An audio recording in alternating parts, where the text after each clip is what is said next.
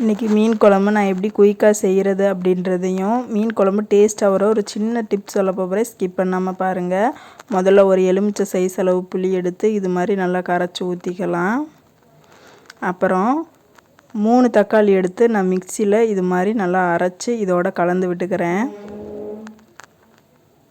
நான் இப்போ வீட்டில் அரைச்ச குழம்பு மிளகாய்த்தூள் 3 ஸ்பூன் சேர்த்துக்கிறேன். உங்கள்கிட்ட அந்த குழம்பு மிளகாய்த்தூள் இல்லைன்னா 1/2 ஸ்பூன் மல்லித்தூள், 1/2 ஸ்பூன் தனி மிளகாய்த்தூள், 1/2 ஸ்பூன் மஞ்சத்தூள் சேர்த்து இது மாதிரி நல்லா கலந்து விட்டுக்கோங்க.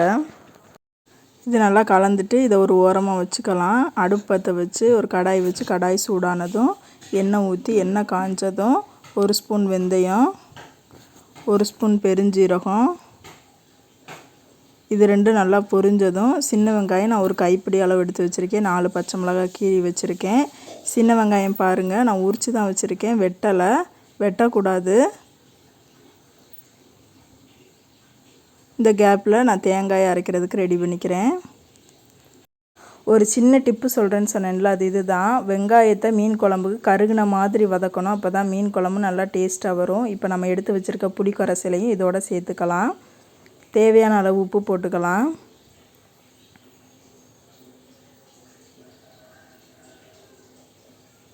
இப்போது நம்ம ஊற்றுற புளி கரைசல், மிளகாய்த்தூள் இதெல்லாம் நல்லா கொதித்து வந்துருச்சு. அடுத்து நம்ம அரைச்சி வச்சுருக்க தேங்காய் விழுதை இது கூட சேர்த்துக்கலாம்.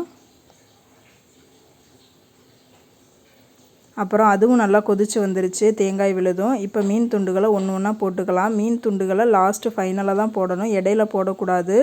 பொடிஞ்சு அந்த முள்ளெல்லாம் வெளியே வந்துடும்.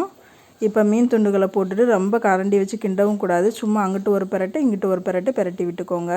இப்போ பாருங்கள், மீன் குழம்பு ரெடி ஆகிடுச்சு. அதை எப்படி கண்டுபிடிக்கிறதுனா, நல்லா கொதித்து மீன் வந்து ஓரத்தில் வந்து எண்ணெய் பிரிஞ்சு வந்திருக்கும். அப்போ தான் மீன் குழம்பு ரெடி ஆகிடுச்சுன்னு அர்த்தம். பாருங்களேன் எவ்வளோ நல்லா இருக்குதுன்னு. நல்லா மீன் வெந்து வந்திருக்குதுல்ல.